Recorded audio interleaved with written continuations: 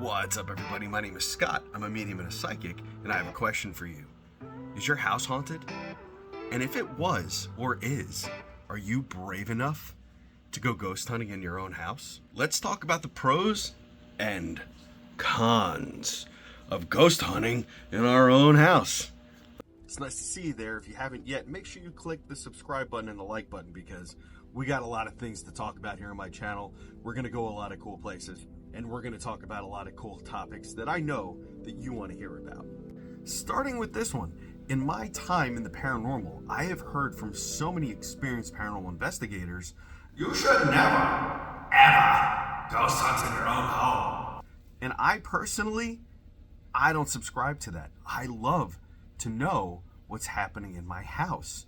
What are the spirits here? What are the ghosts here? What do they want? What's the history of the house? So in this video, we're going to talk about some of the pros and the cons of ghost hunting in your own home. And we're going to start with the cons. We'll start with the bad first, and after the bad, we'll move on to the good, because I want to leave you with a good, happy feeling at the end of this video. You know what I'm saying? Okay, let's start with this one. Number one, maybe,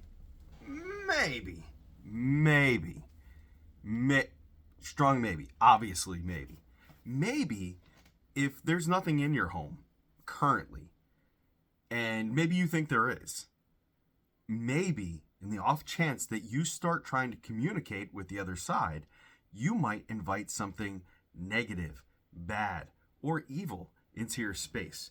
Now, I don't personally subscribe to that because I don't think that's the case. But just beware that possibly if you start reaching out in your own home, that something negative might be invited in. Now, with that being said, you have to make sure that you're setting some boundaries. And that's where the second part of this comes from. Setting boundaries can sometimes be difficult when you're ghost hunting in your own home. Rewind. What kind of bad stuff, Scott? Well, look, if you're going to go out and grab a Ouija board, if you're going to go out and grab a Ouija board like this and start saying things like, I don't know, "Oh, dark Lord, come and speak with me," well, then who knows who or what might come through to speak with you. So if you're going to use one of these, be careful. For instance, I like this. Don't hand me a chainsaw and ask me to cut down a great oak tree, because chances are I'm going to get hurt, you're going to get hurt, and everybody around me that watches me is going to have a good film and a story to tell, because I don't know what to do with a chainsaw and I've never cut a tree down in my life. So if you're going to start off using something like this, try to find somebody who is experienced, and also don't call out to dark entities with this or anything, to be honest with you. Don't call out with that, or even with, say, like a voice recorder or a ghost hunter app, because whatever intention you set is going to come, okay? So but you know better. You're watching this, you're interested in the paranormal. You know you're not calling out to, so-and-so on the other side that's like got hooves and horns and such. You're not an amateur. Maybe you are, probably not, though. I think I have good faith. So continuing sort of with some of the cons, let's talk about the con of boundaries. I'm a medium and a psychic, so the ghosts really haven't known any boundaries most of my life, so I know what that's like. So here's the deal. If you call out to spirit, good, bad, or indifferent, they might think that you're open for business all of the time. And that's not good either, because like me, you need your rest. They really don't seem to need any rest at all. They don't sleep. They don't need it. They're not physically here with you and I. And if they exist in another dimension without a physical body that needs food, water, and sleep, guess what? They got all the time on their hands that they need, and that's when they're going to come visit you, because you're tired, you're exhausted, and your boundaries are down. So that's one of the cons. But later on, remind me, perhaps we'll talk about how to set the boundaries so you don't have to worry about that. Let's get on to the next con. This next one's kind of a biggie, okay? This one's a little bit tough. Emotional stress or emotional distress is something that you can encounter. Like, what if you are doing an EVP session and you're saying to yourself, to any spirits that are out in my home, if you'd like to speak with me, now is the time. And then you play that EVP back and you hear, "Get out." that could be very emotionally distressing. Not for me and my donut buddy here. But if you were to play, this is not obviously an EVP recorder, it's a fun donut. But if you were to play an EVP back and hear something like that, you might scare yourself. Or maybe even worse yet, you set up a camera and you catch something that you just can't explain. You could be inviting extra stress into your home. So if you already have some issues with maybe mental health, and no shade there, if you got that issue, that's okay. Talk to somebody. We all got issues, believe me, we're all human beings. But let's move on. So if you come across some evidence that you can't explain, either digitally or through a board or any other way, you might have some extra emotional stress that you just don't want. And that's kind of a con that I believe that one is important to go over. This one I thought of because we just sorry about that. We just got a new puppy, and for a long time there's been no dogs in this house. But when I first moved into this house, there was quite a bit of paranormal activity happening, and our dog that we had really seemed to be affected by the paranormal things that were happening here. So what I'd say is that if you have a cat, a dog, a hamster, a ferret, a turtle, a fish, anything like that, and these aren't fur babies, maybe you have real babies, maybe you have real children in the house, you have to think about the emotional toll it might have on them and their behavior as well if you were going to do any kind of ghost hunting inside your own home. So if this hasn't rattled your cage yet, I got one more for you, and then we're going to move on to some pros of ghost hunting in your home. And by now you're probably saying like, well, you've talked me out of it, but I think I might be able to talk you back into it. This one goes for no matter where in the world you're ghost hunting. It doesn't matter if you're ghost hunting in your house, a school, a field, on the moon. It doesn't matter where you are ghost hunting. This next one is a big one, okay? Ready? Get close. Let's get closer. Closer. It's close enough. Misinterpretation. Misinterpretation is the biggest destroyer in the paranormal. And I talk about this all the time. If you have a ghost tap, if you're getting strange EVPs, if the Ouija board is saying something strange to you, you might be misinterpreting it. And that might be misinterpreting it for good or for worse. Most times people tend to be more dramatic than they need to be, and we misinterpret things for the negative. So, for instance, we'll go back to the EVP we didn't catch with the donut saying, "Get out." Well, maybe they just meant get out of the laundry room.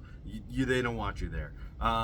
Maybe they're saying, "Get out." Maybe on their side, they're like, "Get out," and it just came across as "get out." So we don't know. It's paranormal, it's supernatural, and we explore it for those reasons. But oftentimes, if you're going to explore in your own home and look for the paranormal, you might have experiences that are beyond what you can interpret and rationalize. So it's important that when you get evidence, go back and try to re-get the evidence again, try to recreate it or debunk it, of course. And then it's important to not just say like, well, it sounds like they don't want us here, it's time to move on and sell the house or just leave. Like, you know, all the stories we always hear, like they left in the middle of the night. Maybe the table getting thrown across the house was a misinterpretation of like, we don't like the feng shui of the table here. It should be over there like when I lived here, right? And it's not necessarily evil, but it is kind of scary to us as the living.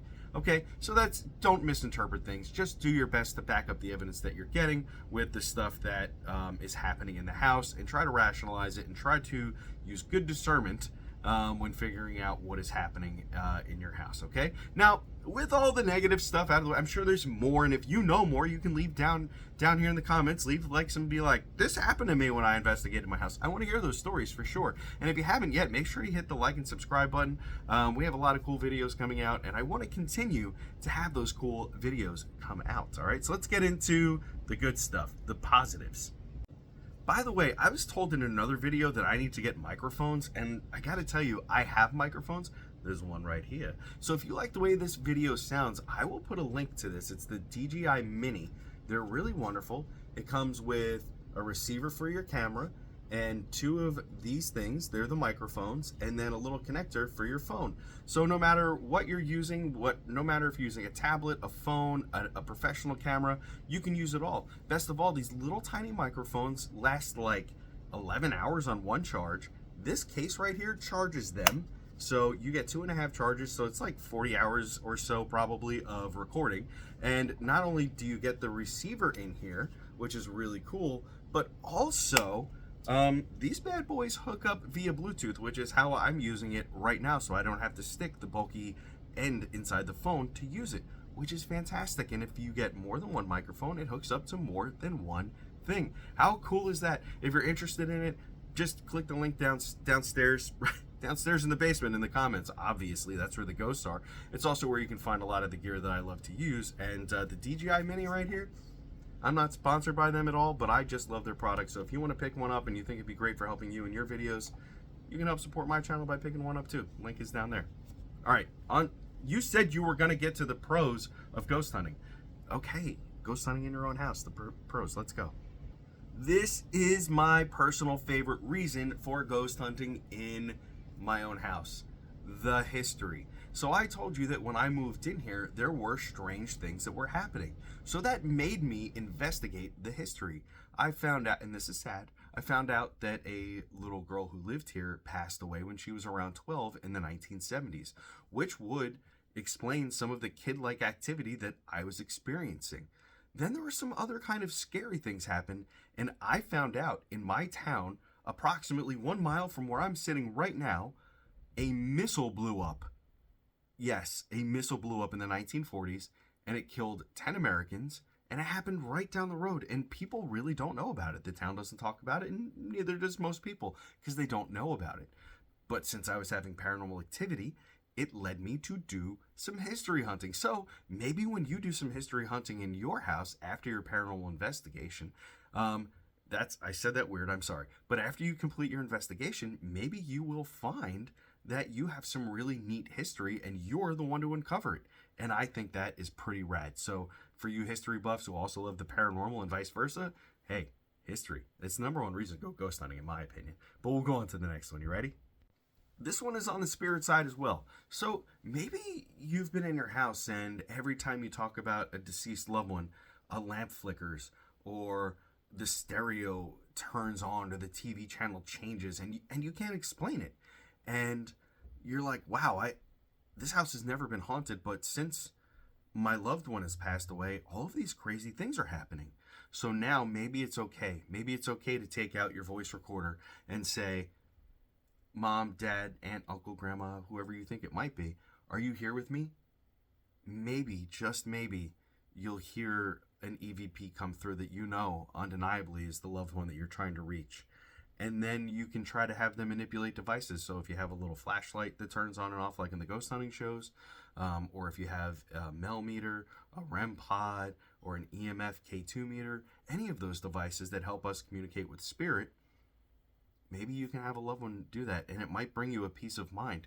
You'll be acting as your own medium, which is the most powerful form of ghost hunting and spirit communication, in my opinion. This one is really cool, and it's less in the spiritual realm and more in the realm of here. So when I go to somebody's home, I have to first do the spiritual walkthrough and try to figure it out. We also do something where we walk around the house and we look at faucets, we look at electricity, we look at plumbing, we look for mold, we look for loose floorboards and all kinds of other things. We basically do like a mini home inspection, and we see if we can find anything that is creating the issues that are perceived as paranormal. Now, if you're doing it in your own home, then you know what the normal sounds are, so you can dismiss those really quickly. Right now, I'm hearing a clank coming from upstairs, and it's for sure my son eating cereal during lunchtime. And I know that that's just him. So if I was down here performing some sort of ghost hunt, I would know that that clanking isn't paranormal. It's just my kid up there eating cereal in the middle of the day, because that's what 10-year-olds do these days. So you would have that same information and you'd be able to immediately debunk it and move on to the next thing, like we're going to do. One of the coolest reasons to do a paranormal investigation in your own home is the thrill of the hunt. Listen, if you're a paranormal investigator or you're just getting into it or you're trying to learn, there's like a thrill of it. And a lot of times when we're looking for the paranormal, we have to leave our house. But if you're lucky enough to live in a home that has some history, that has some exciting things happening in it as far as the paranormal, then you're ahead of the curve. You can have all of that excitement at home And remember, this is where setting boundaries can come in handy from our first part of our list, right? So if you want to set some boundaries, it's exciting, but it's not exciting at 3 a.m. when something is pressing down on your sternum because it's like you were looking for attention and now I'm giving it to you.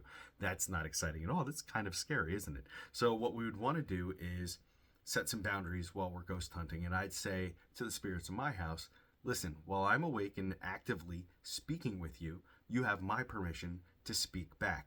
You have permission to touch me, talk to me, manipulate devices, or make other kinds of noises so that I know you're here. But once you have seen that I am in bed and my family's asleep, this is where we have to draw the line, and you do not have permission to do any of those things. You'll wait for me to engage. Now, I'd say most of the time this works. Again, I'm a medium. I tell them when to start and stop all of the time. It's not rude. It's not mean. It's because I have limited time on this earth and they already had their time and now they have to wait for me if they want to communicate and get their message across. It's totally fine. So that's drawing boundaries. And we're going to go right into the fifth part. And this is another good part. This is one that all of us have to encounter because it's the tough one. Money. Money's tough. Money's tight. Yes. So going to a really rad location and ghost hunting is all of our dreams. We all want to go to the prisons. We all want to go to the infirmaries. We all want to go to the crazy haunted hospitals and hotels and all those things. But, hey, baby, that costs money. You got to travel, lodge, food, all of those things. And pay for the location so many times. So what do we have to do? We set the bar pretty low. We can set it financially low by just ghost hunting in the place that we already reside in. So that saves a lot of money, and it also gives you an opportunity to really be in it and understand the things that are happening. So I would say that if you have a haunted home or something that you think might be haunted, take some time and investigate it. Don't freak yourself out and know that you can set boundaries. And also, I would say this. 99.9999999% of the time, you're not inviting anything evil in unless you say, "Come to me, darkness," and Dave Schrader shows up because he is the darkness. No, I'm just kidding. But I am saying this, is that when you invite negative things in, negative things will come. But if you strictly say, I want to speak with those things that are positive and good, those positive and good entities and beings will come and speak with you. Also, again, use discernment. Make sure you understand the information that's coming through and don't be afraid when interactions start happening. It's okay to be excited, but don't get afraid. You got this. You are an intrepid paranormal investigator, and I have faith in you. Until next time, do me a favor, make sure that you hit the like and subscribe button and watch the next video because we have more adventures. And I know you haven't watched them yet. The numbers show it. Go watch them right now, and I'll be there with you.